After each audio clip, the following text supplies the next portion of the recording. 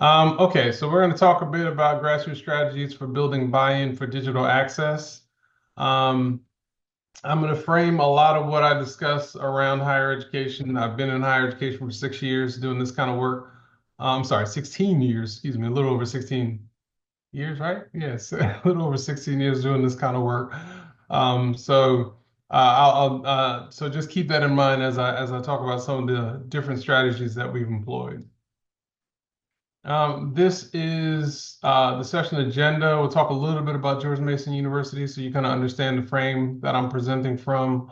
I'll talk briefly about trends impacting digital accessibility and then go through some practical strategies and examples that we've not only that we've used at Mason, but that I've seen colleagues in other higher education institutions use.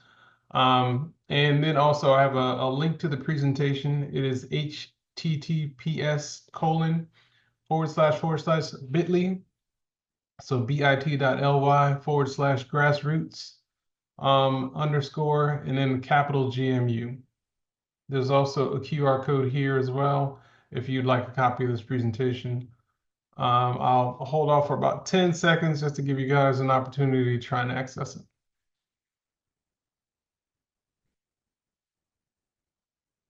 All right, so let's go ahead and get started. We'll talk a little bit about George Mason. My name is Corey Singleton. I'm the Deputy ADA Coordinator for Accessibility and Manager of George Mason's Assistive Technology Initiative. We operate under the Office for Diversity, Equity, and Inclusion.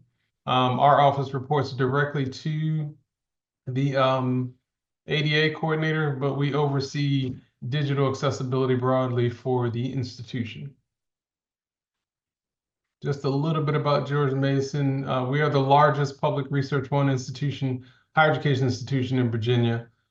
There was a little over 40,000 students as of fall of last year. I don't have the exact number or enrollment number for this year yet, but I'm pretty sure we're close. When I first started at Mason, we were probably around 23, maybe 24,000 enrolled. Now, we've grown considerably in the last 10 plus years or so because there's been a heavy um, investment in our online learning programs. Mason's been doing online learning for a long time, but it wasn't full, but it was kind of in, fits and starts and pockets here and there in some of the academic units. Now we have fully built out online programs, as well as some other, offerings within a number of colleges and schools. There are also pathways programs in partnership with some of our local community colleges in the state. So that's driven a lot of our growth over the last several years. We're about 30 minutes outside DC. Mason's motto is always diversity is our strength. We have students representing every state in the country, as well as over 130 different countries. So there is there's a pride about the diversity of our student body and the faculty and staff that are on our campus. And for that reason, discussions around disability, we try to naturally make sure that there are discussions around disability when we're talking about diversity as well. There's also been a significant growth in the number of students with disabilities enrolled, or rather registered with our Office of Disability Services in recent years. We're a little over 3,000 students, which represents roughly about 7.5% of the student body right now, and that number is continuing to grow significantly. So I'll talk a little bit about that as well as we talk about trends. So the Assistive Technology Initiative, in addition to overseeing assistive technology supports and services for the institution, we also play a role in the centralized production of captions, transcripts, and audio description for the institution. We provide document remediation for the institution as well. We also provide a lot of consultation and support for the developers and web content authors who are creating and overseeing the websites on our campus. Alternative formats for students with print disabilities. And we provide training in a lot of these different areas as well. As I mentioned, we operate under the Office for Disability, Diversity, Equity, and Inclusion. We work very closely with Disability Services.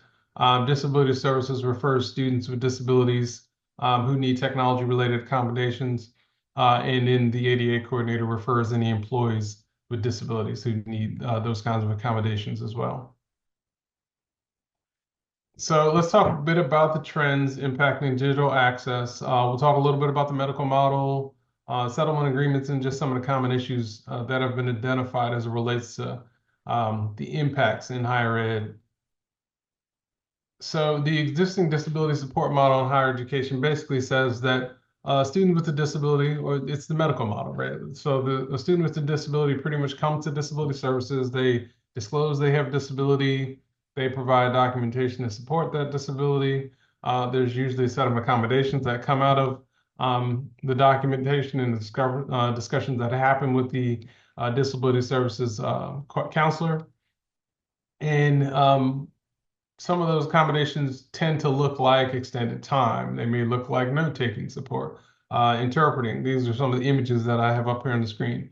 These are things that I won't say they're easy to provide, but they are things that you can provide at the last moment.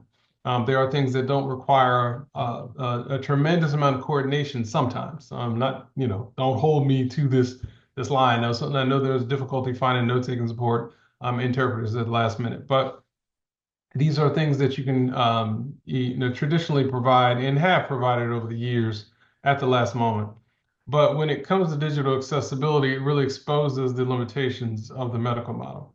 And I say that because if a student with a disability who uses some assistive technology, let's say a screen reader, because that's oftentimes what we're discussing when we talk about digital access, um, if they sign up for an online course and the learning management system is not accessible for a screen reader user, we're not ripping out the learning management system in order to put in place a new platform for that student to be able to participate in class. That's just not going to happen.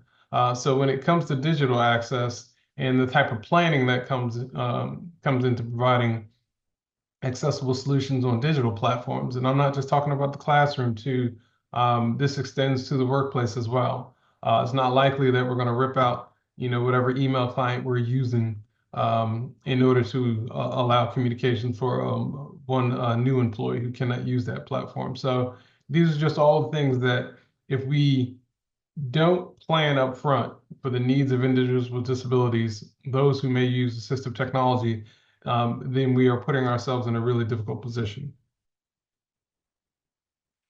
And so some of the issues that have been impacting digital access over the years, especially in higher ed, is that we have increasing numbers of students with disabilities entering institutions of higher education. We are seeing greater use of online and e-learning technologies in our classrooms.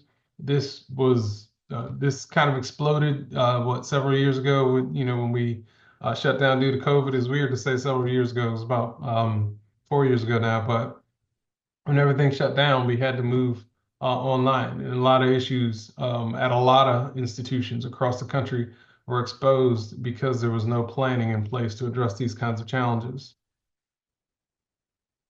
And, as evidenced by the Office of Civil Rights, if you go to their resolution agreement website where they hold a lot of these resolution agreements against public entities, and this includes institutions of higher education, libraries, state and local governments, K-12 school districts. A lot of these settlement agreements have been brought by individuals with sensory impairments, and we're mainly referencing blind, low vision, deaf, and hard of hearing. And so if you look at those settlement agreements, you'll see a lot of collective issues, a lot of common threads between all of these different agreements. So institutional websites are not accessible.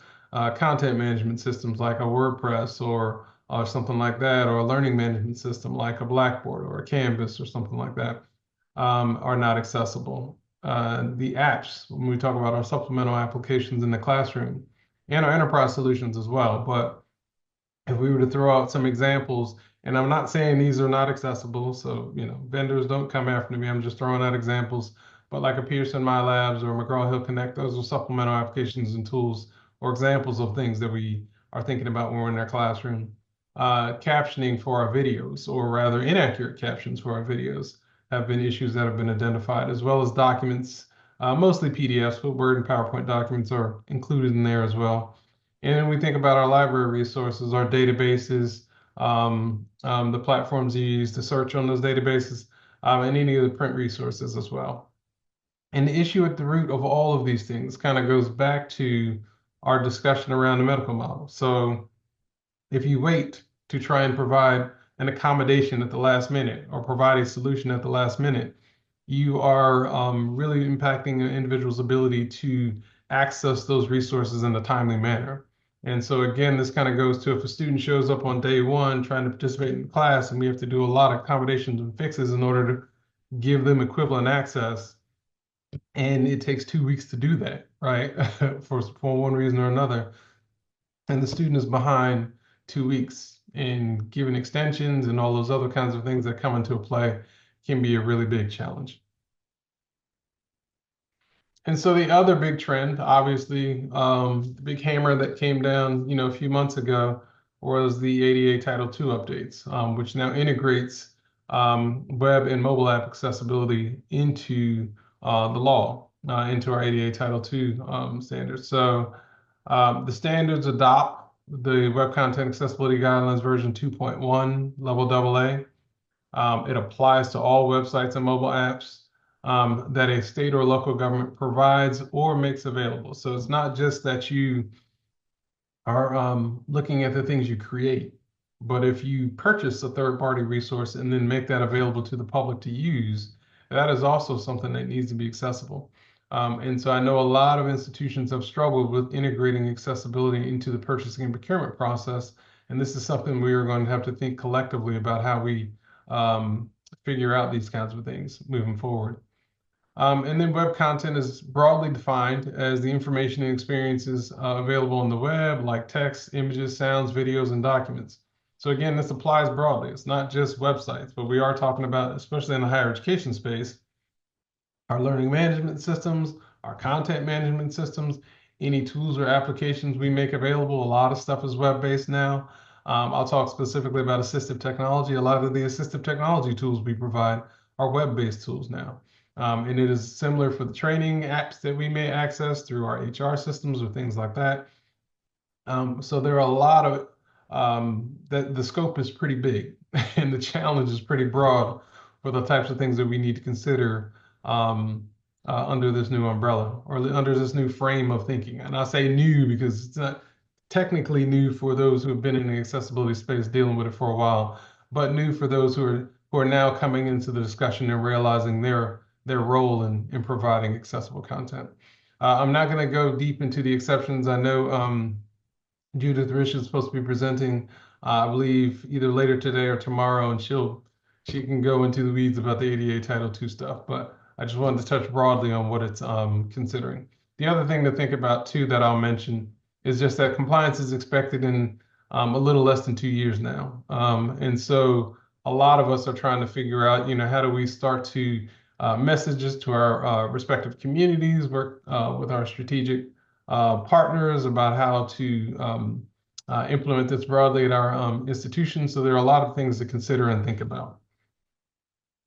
And so with that, I've kind of done this presentation a couple of different times and tweaked it a few different times as we think about the practical strategies and examples for improving digital access. These takeaways are specifically from things I've read in the settlement agreements. I've read over 100 of different settlement agreements, consent decrees, and obviously the Dear Colleague letters. And a lot of what I'm framing in here is generalized as far as the takeaways that people should consider for these strategies. Now, keep in mind, again, this is generalized, it's not comprehensive. There are other things that you may need to consider or think about as well. But these are things that reflect steps that we've taken at George Mason and reflect steps that I've seen colleagues at other institutions take as well. All right, so the first practical strategy, and the language that I'm going to use on these kind of transition slides here is taken directly from some of the consent decrees that I've read. So create a task force convening knowledgeable staff to develop a strategic plan around accessibility. All right, and so again, language like that, when you see this type of slide on these transition slides, is taken directly from these agreements. And so I'll talk briefly about what we did at Mason. Around 2013 or so, we established an IT accessibility working group. And this was kind of our first foray into a university-wide strategy on how to get our hands around digital accessibility on our campus. And what I've found in our case, and what I've seen from some of our colleagues in this space, is that these committees usually come together around an issue or a story. So that issue could be like now the ADA Title II updates, um, or it could be a story like what started on our campus. So what happened in our particular situation is we had cases that mirrored national cases. So it wasn't that, ooh, look, they got sued.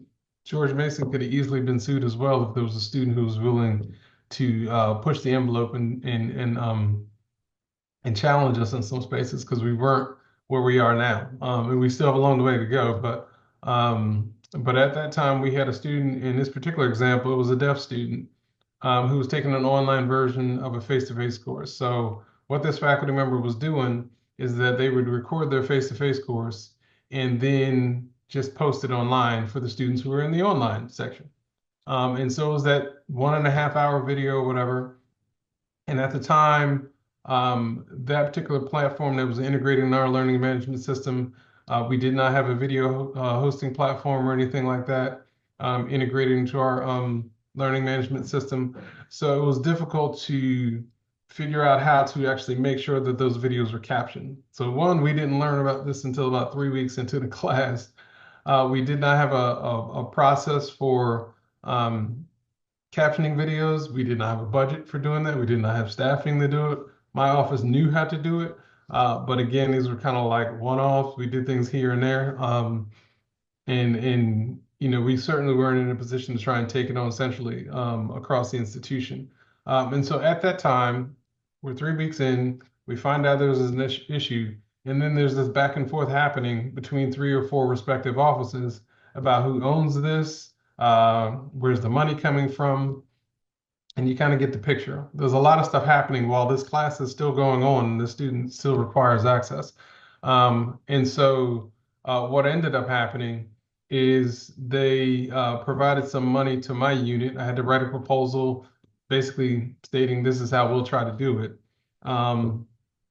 So we addressed the immediate need, but we getting some funding to make sure that we could provide captioning for the student. One of the things we learned in this process was that the platform that the videos were hosted on at the time, in order for me to get access to these videos, it took as long to download the video as the length of the video. So if it was a 1.5 hour video, it took me an hour and a half to download that one video, and there were 15 videos. So I came in one Saturday and hung out for probably 12 plus 15 hours roughly, downloading all of those videos in order to make sure that we could then send them out to a vendor, get them paid for, and then host them somewhere so the student can access the captions. And so that led to the development of a proposal. Hey, we'll figure out how to do this in-house. And then we ended up kind of employing some student workers to actually take on the task. And we had one staff member who was coordinating kind of that effort too with the student workers. So that was what prompted our accessibility working group. And so the partners that came together to take on not only figuring out how do we move the caption process, well, everything that went into that forward, those discussions, but how do we start to look at other areas that we need to address as well. And so the partners that we brought together were individuals from the library, individuals from University of Life, which is like our academic affairs, our information technology folks, the Stern Center, which is our teaching and faculty excellence folks, legal counsel representatives, specifically faculty members from the academic units, as well as folks who were overseeing the beginning phase of the distance education program at that time, folks from disability services, and in my office in diversity, equity, and inclusion. And so those discussions really kind of moved us forward. And honestly, the work that was done in that group is still work that we are doing to this day. So we're talking 10 plus years now, and we're still moving this kind of work forward. But there were 3 core recommendations that laid the foundation for everything that we've been doing over the past decade. And the first recommendation was improving student access in the classroom. And so one of the things you see from the settlement agreements is that those students who are most impacted when it comes to digital accessibility issues were the students who are blind, low vision, deaf, or hard of hearing. So one of the things we had to figure out is how do we address the challenges of those students when we know that we don't know every faculty member that these students are, necessarily taking courses with right now.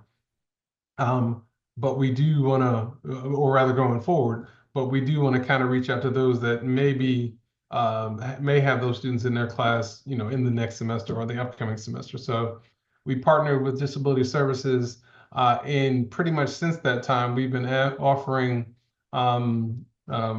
training courses that happen for these faculty members. And sometimes it's training, sometimes it's consultation. Most of the time in recent years has been consultations about what you're doing in class, and this is how the students impacted, and yada yada yada, and we'll kind of figure out next steps for trying to provide the student with immediate access in the classroom. The second core recommendation was to improve web accessibility and procurement. And so we had to figure out how do we integrate accessibility into the purchasing and procurement process. So part of that involved including accessibility language as a part of RFPs. So we're now starting to have discussions about accessibility in the purchasing process, and then trying to retrieve documentation from vendors and asking for things like VPATs and product development timelines, and then having ATI staff participate in that process. And then with the structural improvements, that actually led to us purchasing and implementing Kaltura and integrating that into our Blackboard learning management system, which did, that greatly advanced the captioning and transcription process on our campus. So just making those kinds of investments were huge. Now, these are the recommendations that came out in honestly 2013 or so. But again, it's taken these aren't things that happened overnight. It's taken roughly about 10 years for us to make substantive changes, but this did lay the groundwork for that work. So practical strategy number 2. And this is kind of after we've decided, who are our strategic partners, who do we need to be working with, what do we need to try and do? All right, let's think about an accessibility standard that we want to align ourselves with. And so one of the first things we did was create a digital accessibility policy. Now, I've highlighted some examples from colleagues that have really good policies online: Harvard University, Stanford University, University of Illinois, University of Washington. But the general things to consider and think about are pretty much the same. So when you think about policy considerations, what is the purpose of the policy? Who owns that policy or who's responsible for it? You would like to have a sponsor that is upper administration. In our particular case, it is the CIO and the provost. So who owns that policy and is ensuring that folks are adhering to everything that is stated in the policy? You want to provide resources. In our example, we have resources that are linked to on our website. There are things that we can change at any point in time. I just noticed I have resources twice on the slide. Sorry about that. There are things that we can change at any point in time, but without having to necessarily update the policy. And things I'm referencing are training, staffing, policies, our process and procedures, things like that. So being able to link out to other resources where you're kind of getting to weeds of different things that the policy addresses can be helpful too. What's the scope of the policy? What are we just talking about websites? Are we talking about websites and mobile apps, for example, with the ADA Title II stuff? Are we referencing the ADA? Are we talking about WCAG 2.1 or WCAG 2.0 AA? So those types of things should be in there as well. And are we talking about hardware as well as software? So those kinds of considerations are things to think about too. When we looked at definitions, we looked specifically at the definitions that were integrated in some of these settlement agreements. That way we were trying to align ourselves with what we assumed OCR would look at if they were coming to our institution. So it's kind of it was really a risk management strategy. We wanted to make sure we were aligning ourselves with what would happen federally if we had oversight. And then implementation violations. So what do you do if folks are not adhering to the policy? And again, that comes to ownership and kind of different strategies for making sure that you are giving units guidance for how to move forward. Again, some of this stuff, and also it's a backstop. It's to say this is kind of where we stand and where the institution stands. I also want to kind of point out an example from a vendor standpoint. In this example that I have up here is from Pressbooks. Now you can go to the Pressbooks website, you can just do, Pressbooks accessibility. And when I pull that up, I can get the VPAT version, when it was actually done. I can get information, product information, a contact, the evaluation methods and tools that were used. And the reason I point out this particular example is that if you're a vendor or work for a vendor or you're dealing with accessibility for a vendor, from a higher education standpoint, these are things that we are also looking for. So it's not just what are the higher education institutions doing from a policy standpoint. We do want to understand and know that vendors are considering accessibility as well. It is common when you go to a conference of accessibility experts, when we talk about, hey, the first thing we'll do, especially in the purchasing procurement process, is look to see if there's any accessibility language or information on the vendor's website. That'll tell you immediately if you're going to be able to successfully move the discussion forward in some ways. Doesn't mean that those who are unaware of the things they need to do are not willing to buy in, but that does give you a sense of whether or not the vendor is prioritizing things. So the type of information that we include in our policy, we're also looking for that kind of information from third parties that we may engage with and work with as well. And it's similar stuff. We want to see a VPAT. We want to see what technical standards are adopted. We want a contact to be able to reach out to. Be nice if it's not a generic, just, kind of one that gets lost in the ether, so to speak. And then we also want to know how you're testing your product from a testing tool standpoint as well. So it is something to think about if you work for a third party or work for a vendor or a private company as well. Practical strategy number 3, create policies and procedures to address both existing content and functionality, as well as new or updated online content or functionality that is published, developed, procured, or used. So I'm going to approach this from the standpoint that we took at Mason. We took a high risk, high impact approach. So it was very targeted. We wanted to make sure we had a way to deal with immediate needs while still working towards that more altruistic goal of doing things and being proactive and doing things up front. And so when we took our approach, and this all came out of the working group. So the first thing we did was we collaborated with disability services. And I talked about this a little bit beforehand. So usually what we do is we work closely with them. They will identify all the students with sensory impairments, blind, low vision, deaf, hard of hearing, to give us a sense for what courses they're enrolled in, where there may be potential issues and challenges. And then those are the faculty members that we target for that pre-semester training and outreach. And it usually happens, I'd say, usually in the 2 to 3 week range before classes start. And again, these are things we weren't able to, for one reason or another, proactively address. And so this still gives us a few weeks to try and, kind of nip any potential issues in the bud, or at least work around them and make sure that we're having transparent communications with the faculty member and with the student as well, so that they're aware.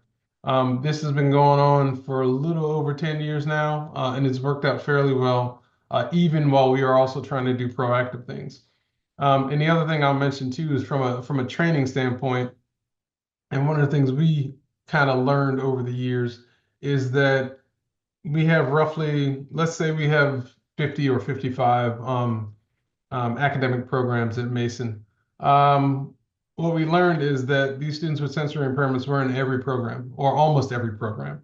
And that ebbed and flowed a little bit from one semester to the next, but they were pretty much everywhere. So from a training standpoint, you are reaching a large number of faculty members. So you may not be able to reach everybody at one time. Like we always are trying to work towards this, campus-wide training, just like you do for Title IX or just like you do for other stuff, or like, IT security and things like that. And that's been very difficult to do from an accessibility standpoint. But this approach has allowed us to reach a number of different faculty members in a number of different areas. And it may take time to do that, but that's been really helpful for us to do. We've also collaborated with our teaching and learning folks, and so specifically the instructional designers. Our instructional designers play a huge role in the development of online courses at our institution. They are likely to get FaceTime with faculty members that we are not going to get. And that's one thing also about thinking about how you work with your strategic partners. They are going to sit in meetings that you are likely not going to be in. And so it's really important to make sure they're comfortable with the approach that's being taken for accessibility and that they feel like they have a role and that they can contribute to that. Sometimes it may be a champion that wants to do everything in the weeds. In other cases, it may be somebody who's more comfortable having higher level discussions, and that's fine too. But they are going to be in positions sitting on sitting on other working groups and or panels or discussions. They're going to be in places that you are unable to get into, and it's really important that they feel like they have a role in that process. So even them just talking briefly about making sure that alt text is with your images and making sure that you're using headings in your syllabi and things like that. Those things were really important to advancing efforts as well. Collaborations with our information and technology folks. And this goes more towards the platforms. If we work closely with our strategic partners who oversee the platforms that we use at Mason. So that's for our websites, the templates are on Drupal and WordPress. For our learning management system, we're using Blackboard now and making the transition over the next year to Canvas. So working with the people who make decisions about the platforms we use can make a huge impact. So it's not like you have to go and train everybody on all these different areas, but you do need to make sure that those folks who are making those decisions understand accessibility and that they are the ones helping to kind of advance that when they are making purchasing decisions around some of these big platforms or choices about the platforms that may be implemented on campus and how they get implemented. They are huge partners to have in that process. And if you can do those kinds of things, it really does help you to focus your efforts too. So if I don't have to worry about the accessibility of platforms, I can spend more time on the stuff that gets uploaded to those platforms, the videos, the documents, and the other kinds of content that's on there. And then the other part that we wanted to make sure we put in place was this accessibility as a service support model. And what that means is that just like we were already providing captions for any courses that you were using videos for deaf and hard of hearing students were enrolled in, we slowly pushed that out to public-facing websites that were hosting video content. And then we at one point just started rolling it out to the entire institution. Anybody who is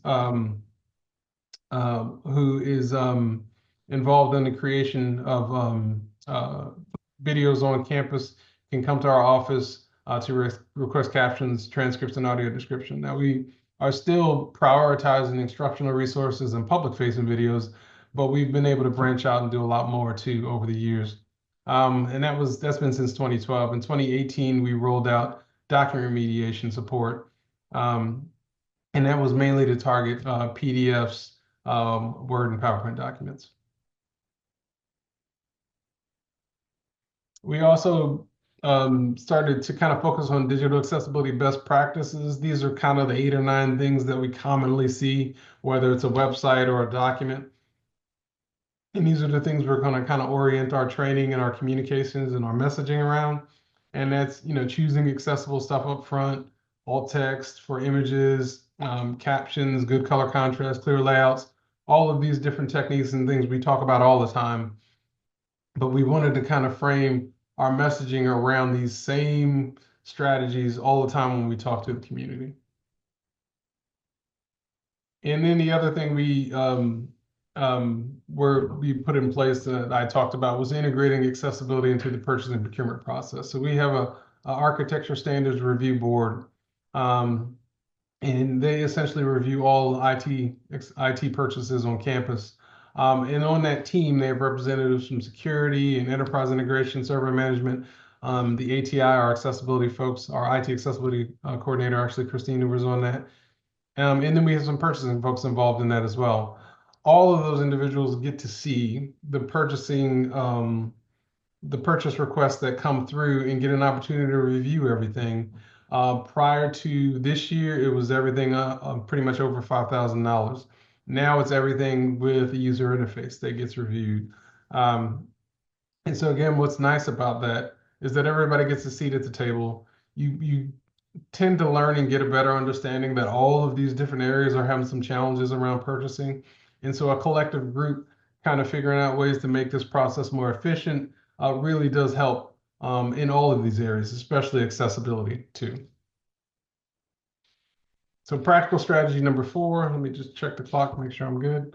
Update your accessibility testing and remediation protocols. We use a tool on our campus called DubBot.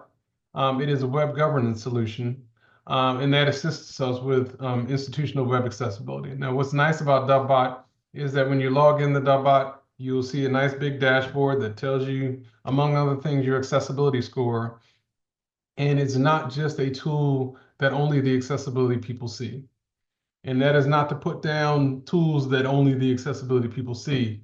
But what's nice about a web governance solution like this is that it's not just the IT accessibility coordinator. It's also the developers. It's also the web content authors. It's anybody who has a role in dealing with their unit's website. When they log into this platform, they will see an accessibility score. And it's natural to want to improve your accessibility score.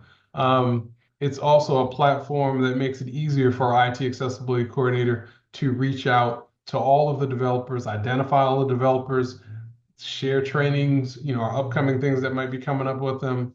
So these types of tools and platforms can go a long way towards just integrating accessibility kind of into the culture and thought process of the institution. You should also have a manual process in place. The ability to review these tools that you can't just run through an automated checker, right? So you should also have a process for, am I using JAWS when I check this manually? Am I using NVDA? So the same way we're looking at vendors to see, hey, what did you do? How did you actually test this to make sure that your VPAT is accurate? Are you using JAWS? Are you using NVDA? Are you using Wave? Are you using Andy? Are you using the color contrast analyzer? So you want to know all of these different tools that are being used to test these platforms, and you should be able to articulate that as well for the individuals on your campus. And what would be even better is if you had actual screen reader users, so actual users of assistive technology, and not those of us who are tech savvy and can use assistive technology. That would be, kind of, that'd be the best case scenario, but we don't always have that. But if you can do that, that's a good way to move forward too. And then number 5, audit your existing content and create a corrective action plan for remediating that content. So in this particular case, oftentimes many institutions, organizations want to start with audit. So how do we figure out what stuff should we be making accessible and how do we make it accessible? There are different ways you can go about doing this. If you take the external approach, you're working with a third-party vendor to kind of help you walk through this process. There are a lot of good third-party vendors out there. The thing to keep in mind with third-party vendor is it's going to cost you some money. And that's not necessarily a bad investment. It's just to say it's going to cost you some money. And once you are done with that approach, somebody has to carry on that work on campus.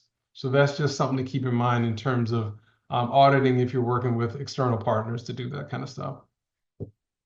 There have been a lot of discussion in recent years on maturity models. I put up a few that I've looked at, and all of them are very good. Policy-driven adoption for accessibility.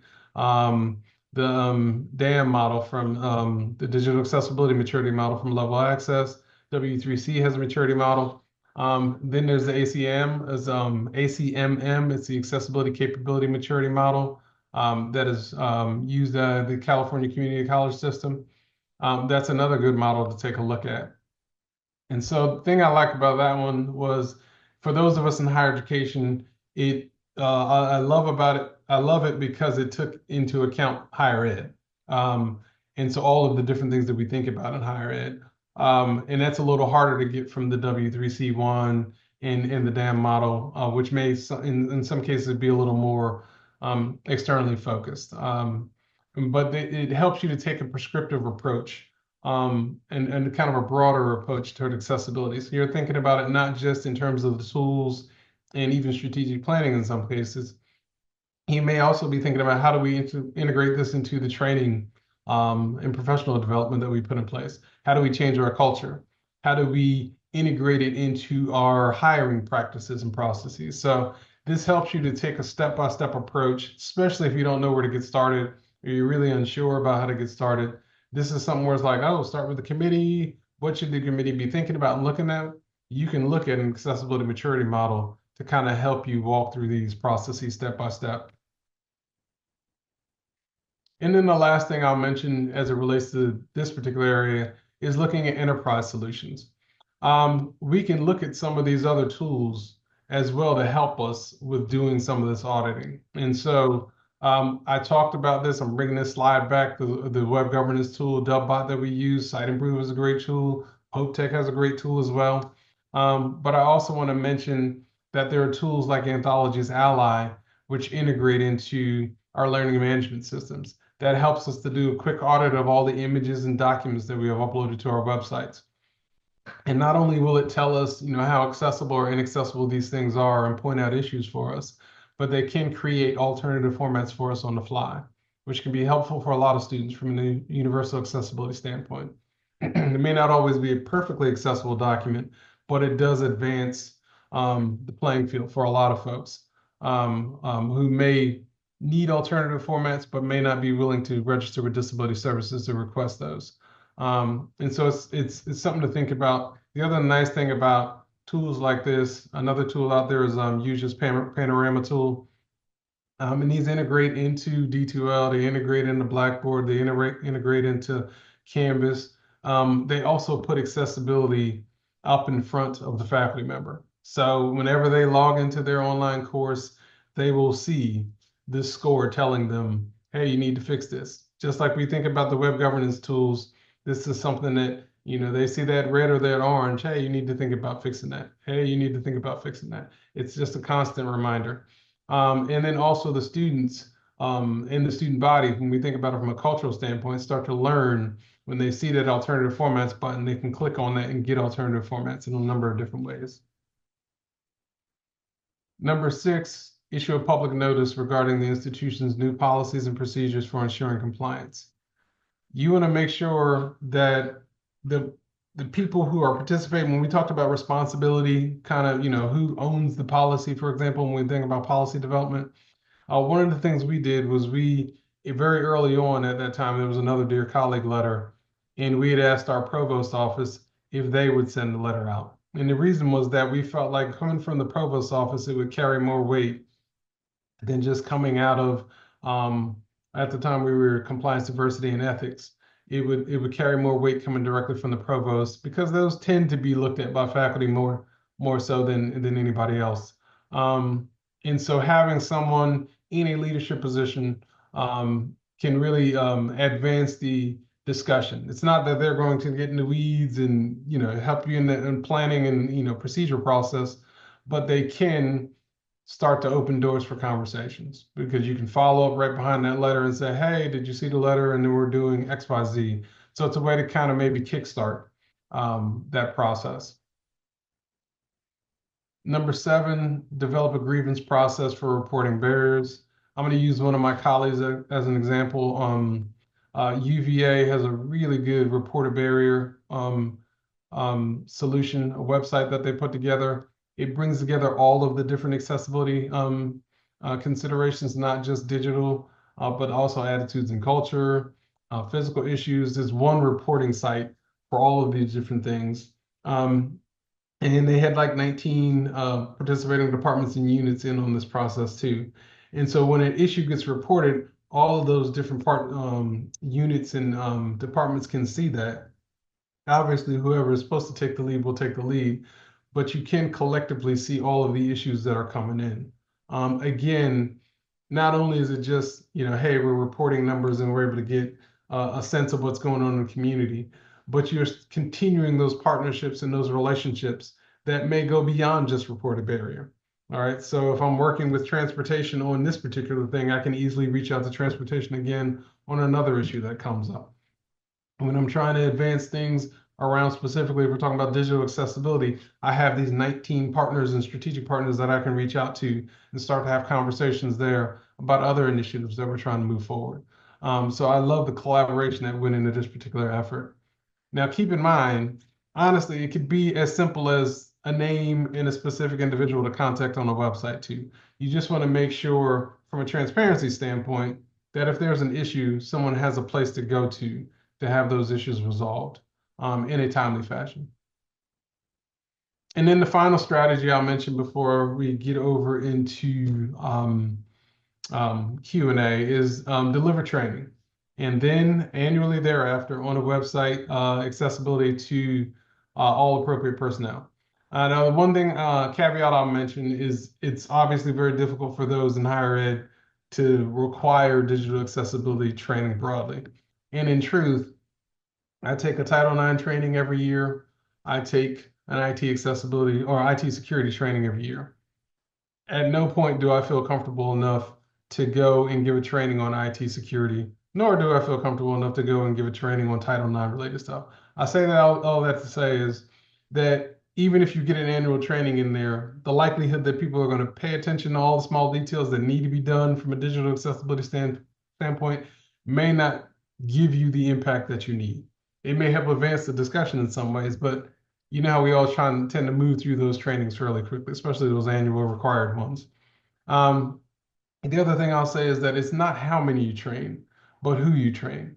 And so I'll reference back to when we talk about the targeted training that we did, students with disabilities this semester, they may be enrolled in 10 of the 50 academic programs that we need to target, but slowly over time, they will be enrolled in every academic program.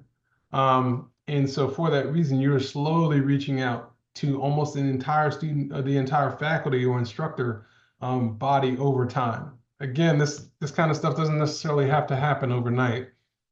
So keep in mind that you can take a slower approach towards how you get to the end goal. Ideally, it would be all teaching faculty. In our particular case, the likelihood that we can get in front of all instructional faculty is very difficult sometimes, but our instructional designers can reach a lot more faculty than we can. So training our instructional designers and getting to the weeds with them can help advance discussions for us. When we talk about executive level support, our VP sits on the exec council board. That means she's sitting there with the president and the other VPs across the institution.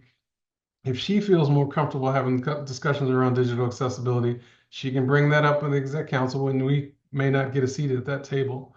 And even in some cases, it may not be a full out training, but you need people to help advance the discussion. And these are things to consider and think about from a training standpoint. There's some other examples that are down here that I mentioned. Virginia Tech has a really, really cool Keep Calm initiative that I believe is a Creative Commons. They made it available to anybody who wants to use it. You can take stickers and buttons and other kinds of things and create your own initiative. Calm stands for Choose Accessible Learning Materials.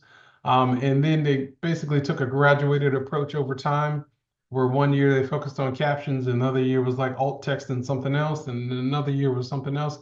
And so t-shirts and stickers and buttons and trainings that were focused specifically on those things over time were really helpful. And I say that because sometimes the hard part, and I talk about those digital accessibility strategies that we mentioned, where there are 9 things up there. Sometimes the hard part is figuring out what one thing should we focus on. Just pick one. Doesn't matter which one. And even if that's where you start and that's all you spend a year doing, at least after that year, people will have a really good understanding of that one thing. And you can continue moving forward after that. At Mason, one of the things we did was we put in place a couple of trainings, self-guided trainings. One's our Document Accessibility Fundamentals badge. And essentially, this was teaching individuals how to create accessible Word, PowerPoint, and PDF documents, self-guided Blackboard course. They got a nice little Credly badge off of it. And we we paid them to actually do the training. So they take, anywhere from, depending on the individual, anywhere from 4 to 8 weeks, 12 weeks in some cases. Um, but we give them $250 to do that. So when you think about that, and I'll use this context because there was another training we also offered, which was Trusted Tester Fundamentals, and this was geared towards those web developers we have on campus, and also some web content authors. And the goal was also to make sure that critical people in very critical or strategic people in very critical positions could help us to broadly impact accessibility. And so those developers who are creating our templates for our websites and a good number of the content authors who are creating documents for different units, if they feel more empowered to handle accessibility and we pay them for their time to do that, then we can kind of advance the discussion. Now, bring up the $250 because at the time I was trying to get a new position for our IT accessibility coordinator to help with those efforts. And that would have cost us a little over 100,000 when you talk about the salary plus benefits to do that. And so if I go in having a discussion with the VP for an extended time around 100,000, they're going to look at me kind of crazy. And she was looking at me kind of crazy when I was trying to get this position in place. But when I came back and we, the ATI staff, we sat down and come up with these trainings. When I come back and say, hey, we can train XYZ people, it'll cost us about 13,000. That's a easier pill to swallow. And so that's roughly what you're thinking. If we capped both trainings at about 25 people annually, which came out to, if we had 25 people in both actually go through everything, we'd have been capped out at roughly around $13,100. And so it's a very small investment to continue to advance the accessibility discussion from a training standpoint. And so finally, there are just some resources. Some really good resources out there. Some from W3C, resources for getting started with digital accessibility. Some from ed.gov, technology accessibility. OCR's video series, which is on the ADA National Network website. And then on section 508.gov, there's really good information on buying accessible products and services and creating accessible products. So if you want to learn more about BPATs and ways to maybe integrate accessibility into the purchasing and procurement process, those are some things to consider. And I will stop there. My contact information is on this website, but I know I'm right at about the end now. So I'll stop sharing and see if there are some questions out there. Yeah, Corey, thank you. And thanks everybody for all the questions. We have more questions than we're going to be able to get to, which is a good thing to have to deal with. I'm going to look at the ones that have gotten a thumbs up. And one of the early questions that I think you spoke to, but maybe dig into a little bit more. How did you get buy-in from faculty and staff to implement systemic accessibility changes? And how did you review your processes? So the buy-in came a lot from our instructional design team. So as I mentioned, for us, like early on, we had a lot of, when we first started our committees, there was a lot of tension between our office, disability services, our instructional designers, our library staff. And the reason in what we learned is that we were all competing for face time with faculty.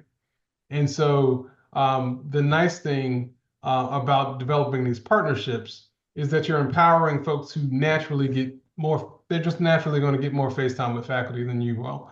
And so empowering them to kind of advance these discussions, they can bring you in when it makes sense to bring you in. That really helped us to move the ball forward.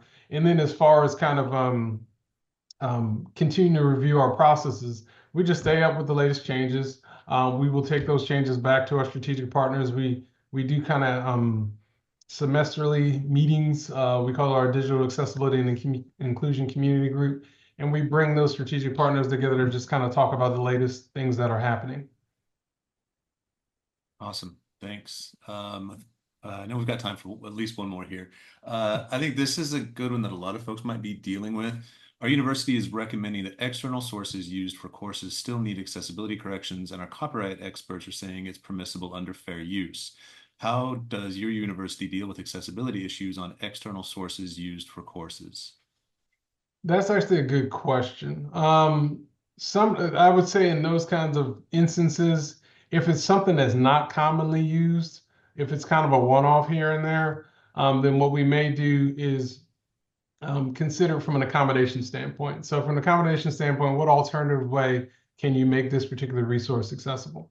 But if it's something that is commonly used, then you can go and sit down with the faculty member or the instructor and have a discussion about, hey, you're using this on a regular basis. It's not fully accessible. Can we think about other ways to either provide a more accessible solution, or at least investigate or research a more accessible solution, or at least think about how you can provide an alternative for this particular resource going forward?